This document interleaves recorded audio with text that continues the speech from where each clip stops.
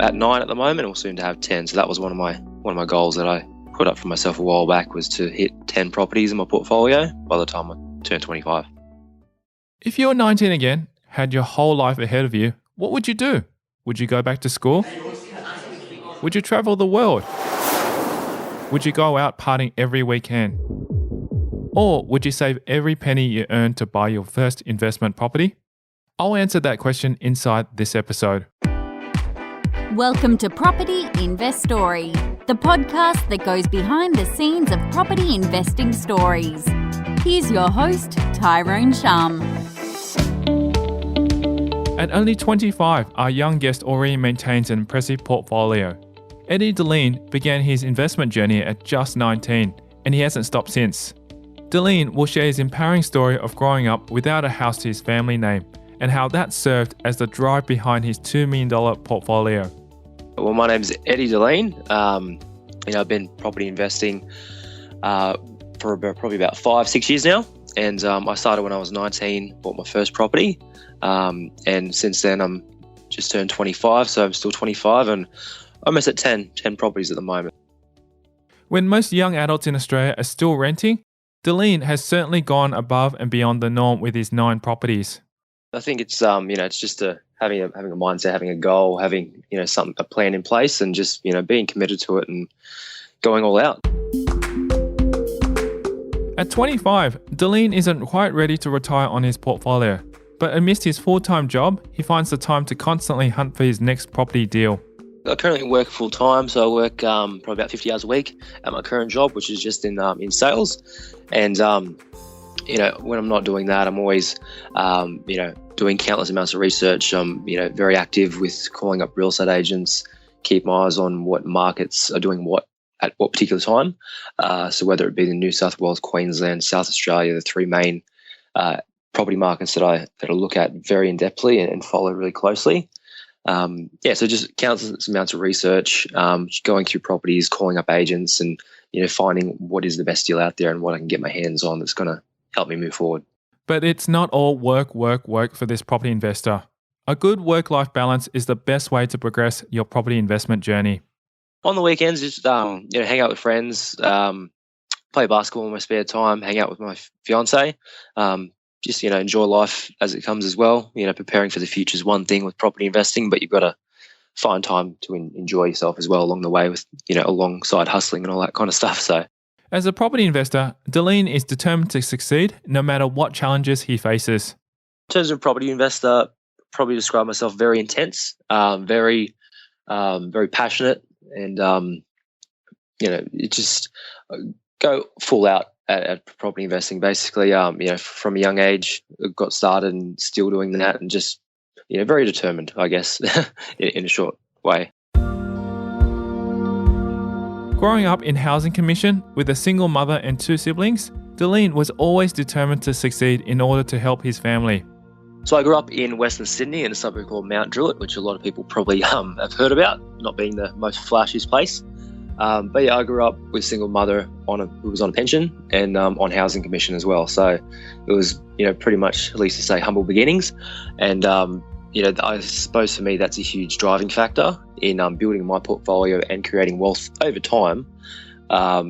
Just to help my family, and so that what I was thinking about when I was 16, 17, when I was first getting interested in investing in property was, if I do this now, then by the time I'm 25, 30, 35, I can do whatever I want and live wherever I want and, travel wherever I want. So it's building this in the background that's going to, help myself and my family and, help others replicate that. So.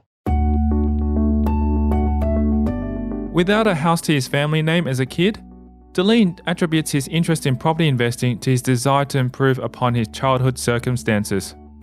Always just been interested, really. It was the fact that, back then not having a house to live in, or not knowing that, your parent owns that house, or that you'll one day get that house, which a lot of people, I guess have that luxury, and a lot of people don't as well. But, knowing that if I don't do something now, I'm going to end up in the exact same position as well. So it wasn't really anyone, saying you should do this or you should do that, but just, thinking logically and knowing that something had to be done. Before becoming a property investor, Dilleen started work at the place that so many young Australians begin with, McDonald's. Trial and error, really. I eventually worked for a real estate agent only after I actually owned my first property. But before that, prior to that, I was just working at McDonald's a long time while doing my HSC and going to school. So I started working, when I was probably about 14, 15 and just started saving up little bits at a time. And my goal was back then when I was 15, 16, so when I was 18, I'd have enough to buy the first property. So it was just that, working on the side at McDonald's, and then from there going to, an office job in administration. But yeah, always very low income. So no one really told me about, how to work or deal with banks or how to get finance. So I just kind of had to figure that all out for myself and do as much research as I could to learn and that kind of thing. So, yeah. From there, Eddie researched all that he could on property investing and confidently took the first step of his property investing journey. Probably pretty much as soon as I had a deposit, really. Like I felt comfortable probably before I was even 18 that I knew it's something I was going to do, and I knew that I wanted to purchase property, and I was researching and reading property investment books and all that kind of thing when I was 17. But then I was just having enough deposit. So, yeah, it was just getting the right knowledge and then taking action, really, just doing countless amounts of research, trying to find the right property in the right area with, it was in my budget because it wasn't a lot back then, of course. Working at McDonald's for $11 an hour, it took Dilleen several years to save up the $20,000 for his first deposit. At the time, I had a very low borrowing capacity. I was making under about $30,000 as an 18-year-old. Working full-time because you get paid a lot less being 18 compared to when you're over 21, of course. But yeah, so I was just under that amount and had about $20,000. So I was looking for properties around, the $150,000 mark. Back then, of course, prices weren't quite as high. So I found my first property, which is a property on the central coast of New South Wales, about an hour and 15 minutes north of Sydney. And that was a 2-bedroom unit that I picked up for $138,000. Now, Dilleen works in a completely different field, but always finds the time for his greatest passion, property investing. At the moment, I work for a company that sells and manages industrial tools throughout all of basically Australia. So whether it be tools for construction sites that build houses, big things, small things, all different types of industrial type tools and that kind of thing. But yeah, it's using that. That's going to provide the cash flow. That's going to give me the boost that I need to build my portfolio, and shouldn't be too long where I won't have to do it anymore. So it's fun and I enjoy it along the way.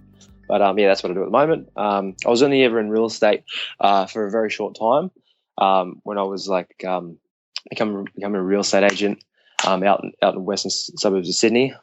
But didn't really enjoy it either. It was more about investing that I became very fond of, and being a real estate agent is totally different to investing. A lot of real estate agents, common misconception is real estate agents know a lot about investing, when on fact that usually they might not even own a property themselves.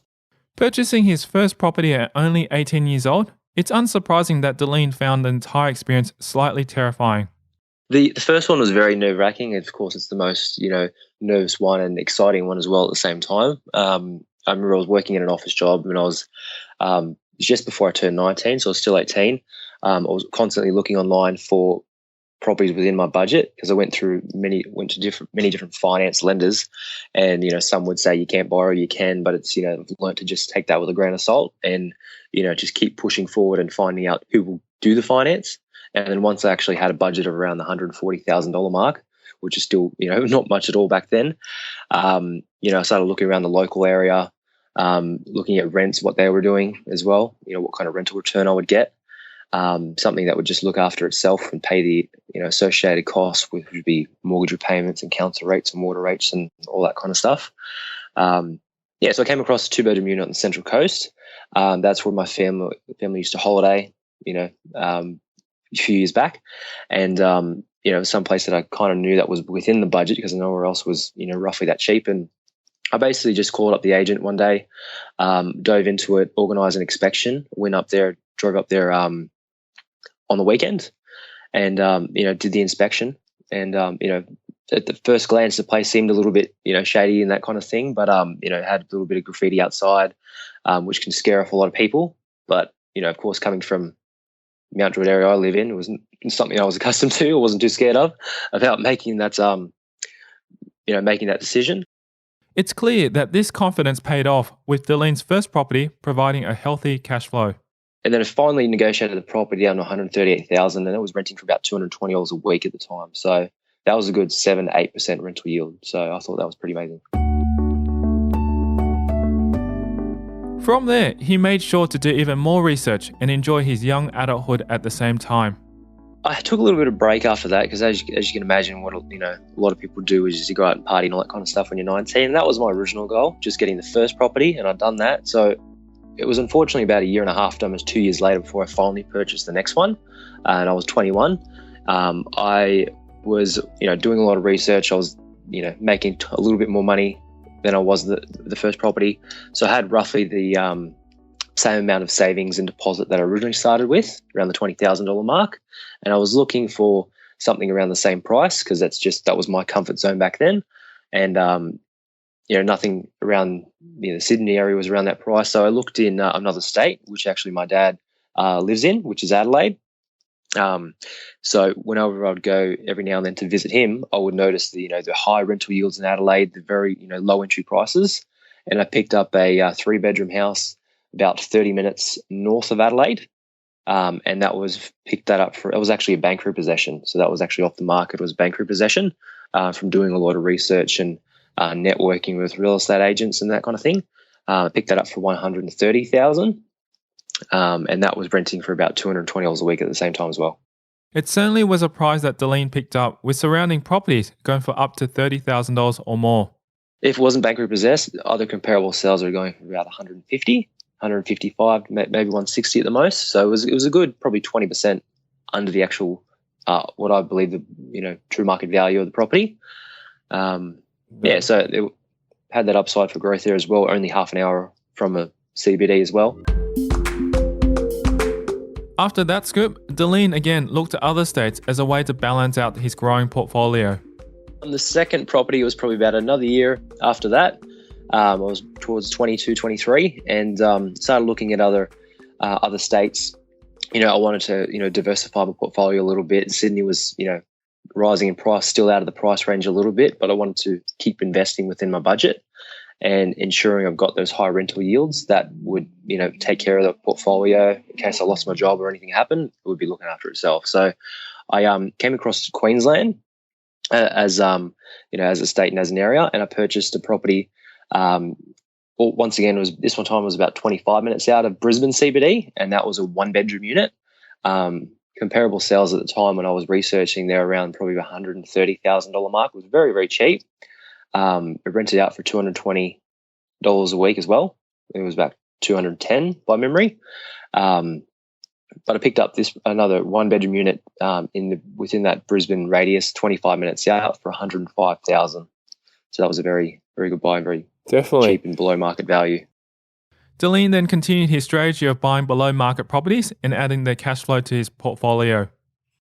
After going after the first 3 properties, I purchased another one in Queensland. That was another 1-bedroom unit in the heart of Surfers Paradise, so in the heart of the Gold Coast. That was picked up for $169,000 after strong negotiations and everything. When I could see that other ones were going for around $190,000 and $200,000. So that rented out for about $280 a week. So that was about 9% rental yield as well, and that was full permanent rental, none of the holiday let or accommodation or any of that kind of thing. Because I always like touching on permanent residential, proper residential, properties, townhouses, and units. So that was the fourth one. Continue on his property investment journey, Dilleen used his increased property knowledge to better utilise his portfolio. Following that, I purchased the 5th one. I actually went back to Adelaide and purchased another property that was quite similar to my second purchase. That was even less at $125,000. That was a property on a 600 square metre block. That was a semi-detached house that rented out for $190 a week, but I knew at the time it had the potential to have the rent put up to about $220, $230. So it's knowing and identifying that as well. So that was the 5th one. Dilleen quickly managed his portfolio to be self-funding. he no longer had to surrender his hard-earned cash to his property journey. Given the in terms of cash flow and how the portfolio worked at that rate, it was totally funding itself. So all the yields that I was purchasing at 7 or 8%, at that point I had 5, and it was, a couple of years into my investing, every property, for example, there would be the potential to put the rent up by, say, $20 a week, and then times that by 5, that's $100 a week extra in cash flow. So your yields are going up from 7 to 9 to 10, 11%. As you increase your rent. So it was, always positive gearing. For Dilleen, the passive income and security of property investing and his long-held desire to own a home were the main factors for wealth creation. I saw it as, more of a safer option compared to other, things like shares and businesses right away. And it was just houses for me when I was growing up is something that I had that emotional attachment with. I wanted to have a lot of them, given the fact that I didn't have a house, basically that my family owned, or, even relatives never owned, or friends or family, that I was growing up with at the time. They didn't have any houses that they owned either. They only rented or on, housing commission or what kind of thing. So I suppose that had a big impact as well, that why I wanted to own a lot and compensate for that. At 24, Dilleen set himself the challenge to own 10 properties before he turned 26 years old. Now, at 25, Dilleen is already at 9 properties, and his portfolio worth is in the millions. So I'm currently on the way to 10. I don't have 10 quite yet. I've got 9. Yep. I'm negotiating the 9th one at the moment, but it's just around the $2 million mark. It would probably be roughly, in terms of net equity gain that I've had, the total cost would probably be around the 1.4, 1.35 mark or something like that, given that I've purchased the properties very low, under market value, and then they've grown as well as the market shifted and moved. So one of the major issues that Dilleen came across in his property investment journey was dealing with finance lenders. There's been a lot of ups and downs, of course, throughout it. Building a portfolio when you're aiming for 10 or 20 properties, whatever it is, or even less. But probably after, say, about the 5th property, I believe it was about the 5th property, there came a time when I was trying to actually release equities from a fair few of my properties, so that in big chunks, so that I could go and put that into more deposits and purchase and really ramp things up a little bit. But one of the things I've come to learn is finance is a good 50-60% of property investing, part of that journey. So it's dealing with the setbacks from banks. So I went to countless different banks and countless different brokers and that kind of thing, trying to get finance, trying to be able to release my equity. But given the position and the job I was in, the income and all that kind of stuff, that's where stuff tends to get a little bit more hard as you progress and as you build your portfolio. So it's making sure you've got the right team of finance lenders and on your side, then that will actually be able to deal and work with investors. Because a lot of other finance, if you go to some second tiers or third tier lenders, they're not quite accustomed to dealing with people that have that amount of properties and that amount of rental income coming in and that kind of thing, and how they use that rental income to service the debt and then get that loan approved for you, basically. So yeah, finance is a huge thing. I was on my 5th property trying to purchase 6 and 7, and it was I was stuck for about 4, 5, maybe even 6 months trying to get finance across the line and doing what I can, and countless setbacks. So that was a huge thing. However, Dilleen refused to give up on his journey, and through some serious determination, overcame his obstacles. One word, pretty much: persistence. Really, kept trying different avenues. How you go to different banks and lenders is a huge thing as well. Like how you present yourself and how you can show that you're operating these properties like a business, and they're generating income, and using that to put towards your income, whatever you're doing at the moment. So it's just keep trying, you can't take no for an answer, what I've learned, and I'm sure you know that as well. Property investment is a complicated business, but once Dilleen learnt the secrets to finance, his property journey was instantly enhanced.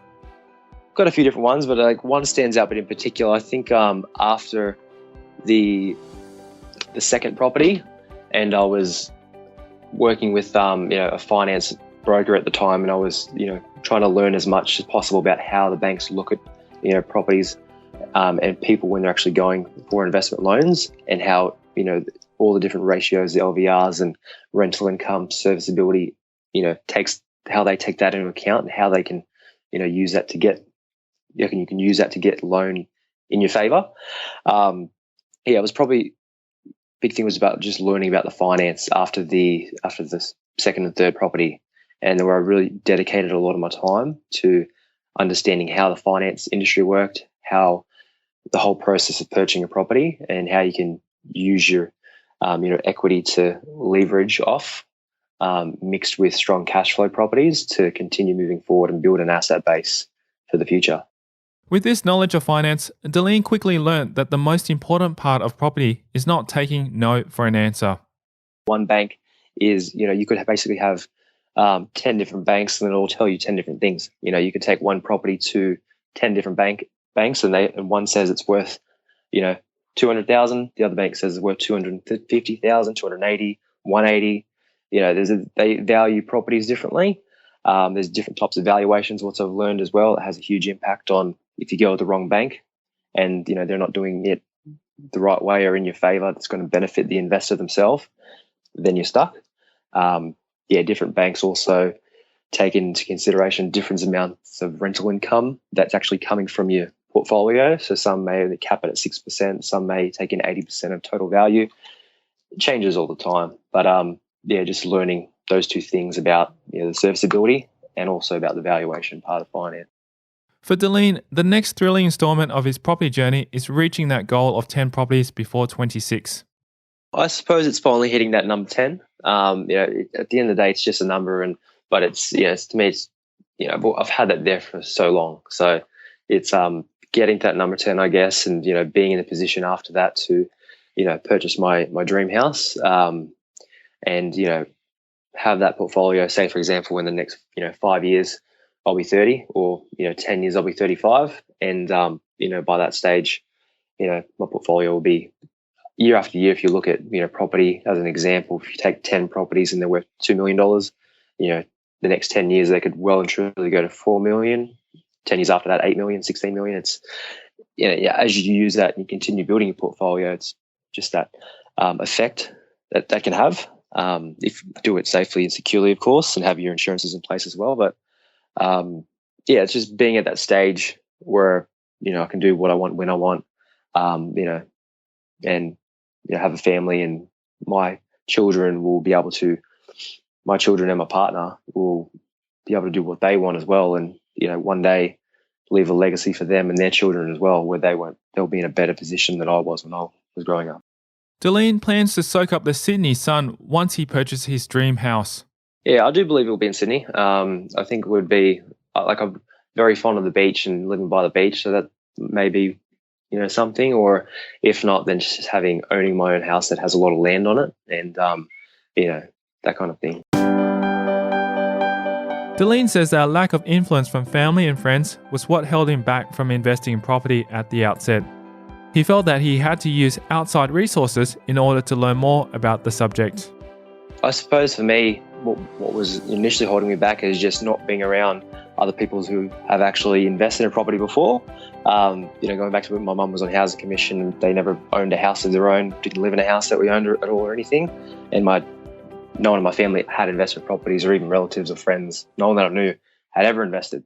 So, that was a huge thing for me. And just, I had to, find other ways of learning and teaching myself how to, get the confidence and how to, go out and purchase the first property. Elaborating on his methods, Dilleen says that it was all about reading and absorbing the information he needed to start out on his property investment path. Initially, when I was about 17, 18, before I purchased the property, going back then, it was just, reading as many books as I could. Back then, there was, countless amounts of information on the internet, which you can, spend all year reading about. Some videos here and there, and some, magazines as well. So you got, Showing Property Magazine, Your Investment Property Magazine, all that kind of stuff, where you can actually see people who have built portfolios and what they look like, and how the portfolio is performing and all that kind of stuff. So that types of magazines and that kind of thing. And I don't really think they had podcasts or anything back then, unfortunately. But yeah, just that kind of thing. So just doing that, reading books and magazines, and getting my head around everything. Although he didn't start out with any mentors to give him advice on property investing, he gradually began to learn more through more experienced investors and then supplementing that with his own research. When I was purchasing the first few properties, I was just teaching myself that kind of thing and learning from other people. Along the way, after I read about the 3, 4, 5 properties, I started meeting people here and there that had more properties than me. And, then I started talking to them and finding out what have they done, and, what could they have done better, and how I can use the information, learning from people and also reading the books as well. It was more so just doing the research, spending countless amounts of hours on, realestate.com, and actually going and seeing properties as well and looking what the market's doing. Dilleen has also learned valuable information from leading property investor Nathan Birch. He found Birch's YouTube videos to be very useful when getting started in property investing. When I was first starting investing, I would, watch a lot of his YouTube videos and everything like that, which was the only kind of YouTube videos around at the time. You get a lot of information by learning from other people, what they've done and how they've done it. And so it's, just another one of those inspiring stories that you can learn from and use that to, grow your portfolio as well. The best advice he has been given is that purchasing in a capital city is going to be beneficial in the long run, provided the properties are strong in cash flow. I've heard a lot of different amounts of advice, a lot of different amounts of information. One of the things I've actually heard, not too long ago is, and actually I can't even, to be honest, remember where it was from. But if you take property investing or just property in general, if you take it over the course of say 10, 15 years, if you've actually spoken to someone that's purchased in a capital city, say for example 15 years ago, 20 years ago, you would never hear them say it was a terrible choice to purchase that property or they've lost money on that property, say 15, 20 years ago.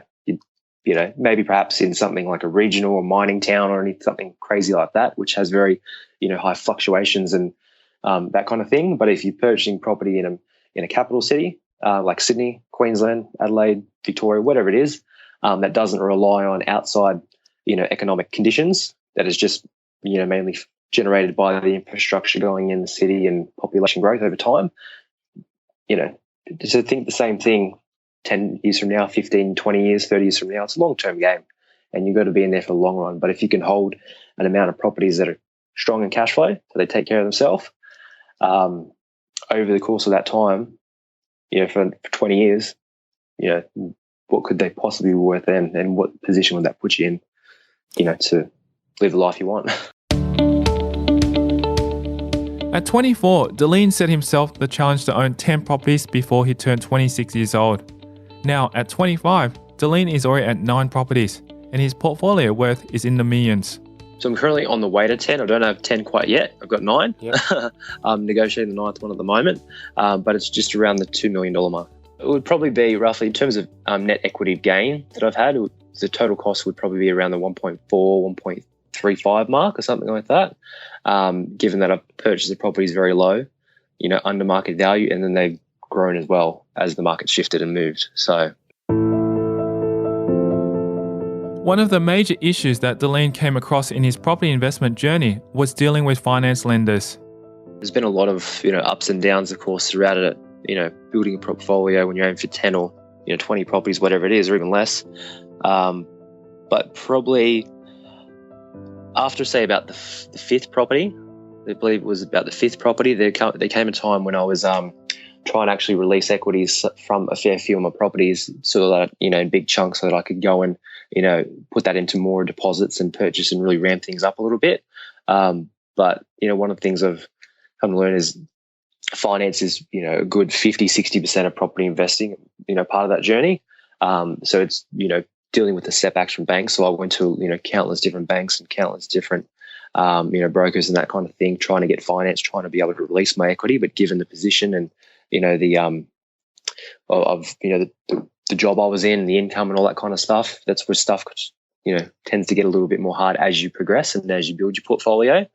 So it's making sure you've, got the right, team of finance lenders and on your side, then that will actually be able to deal and work with investors. Because a lot of other finance, if you go to some second tiers or third tier lenders, they're not quite accustomed to dealing with people that have that amount of properties and that amount of rental income coming in and that kind of thing, and how they use that rental income to service the debt and then get that loan approved for you, basically. So yeah, finance is a huge thing. I was on my fifth property trying to purchase 6 and 7, and I was stuck for about 4 or 5, maybe even 6 months trying to get finance across the line and doing what I can, and countless setbacks. So that was a huge thing. However, Dilleen refused to give up on his journey, and through some serious determination, overcame his obstacles. One word, pretty much: persistence. Really, kept trying different avenues. How you go to different banks and lenders is a huge thing as well. Like how you present yourself and how you can show that you're operating these properties like a business, and they're generating income, and using that to put towards your income, whatever you're doing at the moment. So it's just keep trying, you can't take no for an answer, what I've learned, and I'm sure you know that as well. Property investment is a complicated business, but once Dilleen learnt the secrets to finance, his property journey was instantly enhanced. Got a few different ones, but one stands out, but in particular, I think after the second property, and I was working with a finance broker at the time, and I was trying to learn as much as possible about how the banks look at properties and people when they're actually going for investment loans, and how all the different ratios, the LVRs and rental income, serviceability, how they take that into account, and how they can use that to get you can use that to get loan in your favor. It was probably big thing was about just learning about the finance after the second and third property, and where I really dedicated a lot of my time to understanding how the finance industry worked, how the whole process of purchasing a property, and how you can use your equity to leverage off, mixed with strong cash flow properties to continue moving forward and build an asset base for the future. With this knowledge of finance, Dilleen quickly learnt that the most important part of property is not taking no for an answer. One bank is, you could basically have 10 different banks, and it'll tell you 10 different things. You could take one property to 10 different banks, and one says it's worth, 200,000. The other bank says it's worth 250,000, 280, 180. They value properties differently. There's different types of valuations. What I've learned as well, it has a huge impact on if you go with the wrong bank, and they're not doing it the right way or in your favor, that's going to benefit the investor themselves, then you're stuck. Different banks also take into consideration different amounts of rental income that's actually coming from your portfolio. So some may cap it at 6%, some may take in 80% of total value. It changes all the time, but just learning those two things about the serviceability and also about the valuation part of finance. Dilleen's tried and tested strategy is to buy and hold his properties and to ensure that they have a high rental yield. For me, in terms of strategy, it's definitely, as I said, a long-term thing. A lot of people, they do buying, flipping, selling, renovations and that kind of thing. And for me, it's not to say I won't do something out in the future, but I see the more benefits of holding and acquiring a portfolio long term that is rich in cash flow, and that continues and compounds year after year, as well as equity. So it's definitely buy and hold strategy for me all the way until I get to that huge asset base where I can then go and do other things. But so definitely it's buy and hold strategy. It's purchasing properties with a very high rental yield. So I always aim for properties that are within, let's say, the half an hour radius, so 45 minutes. The furthest one being away from the city is Central Coast, but all the other ones are within half an hour, 20 minutes of a actual metro area. So having that rental yield there is crucial, whether it be usually above 7%. I've had ones that are 11%, 10%, 8%, but minimum above probably 7%. If you're looking at interest rates that are roughly 5% or 4% or around that mark, and they fluctuate up and down, 7% starting out, it's very easy to push a 7% rental yield to an 8 or 9% rental yield in a year or two by increasing the rent in a metro area. So he says that educating himself was key to his leapfrogging strategy, as well as researching properties under market value and focusing on one particular area. So from leapfrogging like each property and finding the property under actual, the property value itself is, I suppose, when I started learning how banks work and how they value properties, that kind of shifted my mindset a bit, and it's something that takes a little bit getting used to.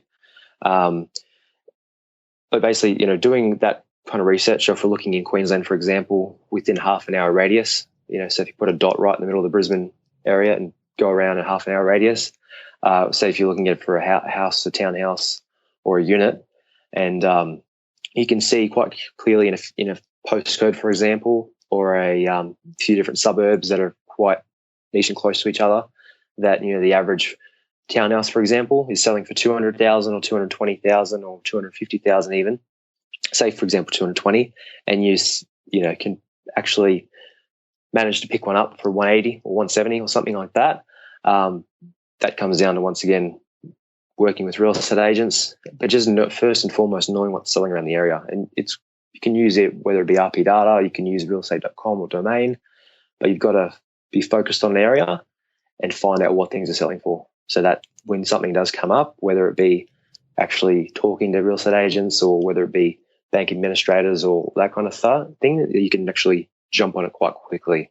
And usually best properties are the ones that they go out the door quite quickly, so you've got to be quick. But you've got to have the education to jump on it first. The bank valuations has aided him in his quest to purchase more properties, saying that it allows him to draw out more equity. For different banks, for example, if you look at some third-tier lenders, and this is just going off my information, what I've learned over the time, and things do change, of course.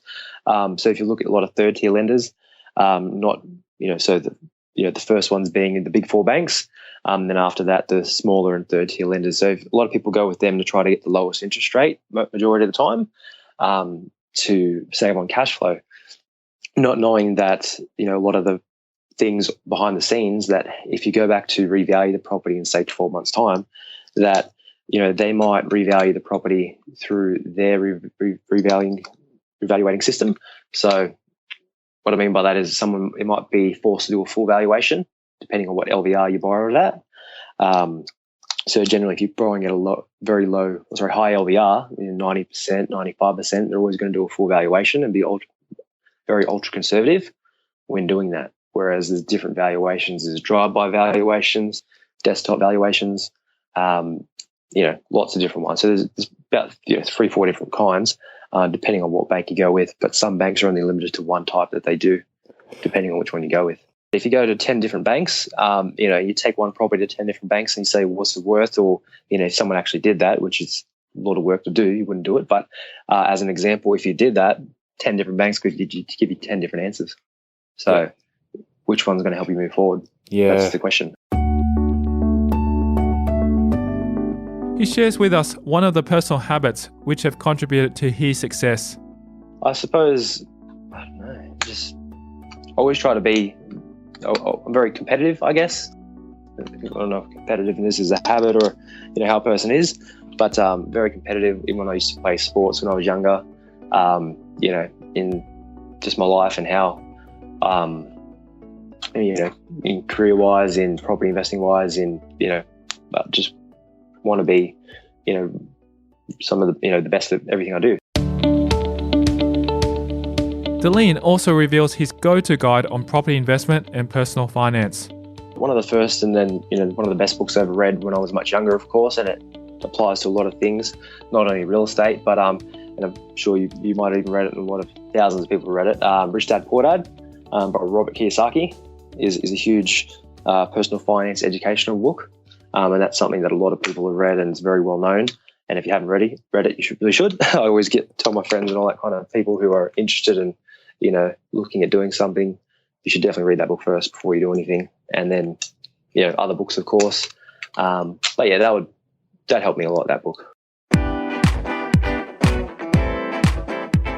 If you'd like to connect with Edward Dilleen or gain more insights into his success, you can get in touch with him through his Facebook page. Check me out on Facebook. I've got a Facebook page where a lot of people, message and I put up, things as well, like tips and tricks and all that kind of stuff. But yeah, I'm always happy to meet and talk to everyone about property investing. It's something I'm very passionate about, and you don't really get to talk to a lot of people that are involved in property. So yeah, through Facebook, definitely. Yeah, which is just Dilleen Property Facebook. Thank you to Edward Dilleen, our guest on this episode at Property Invest Story. If you want to hear more about his journey, where he grew up without a house to his family name, and how that served as the drive behind his $2 million portfolio, then visit our website at propertyinvestory.com.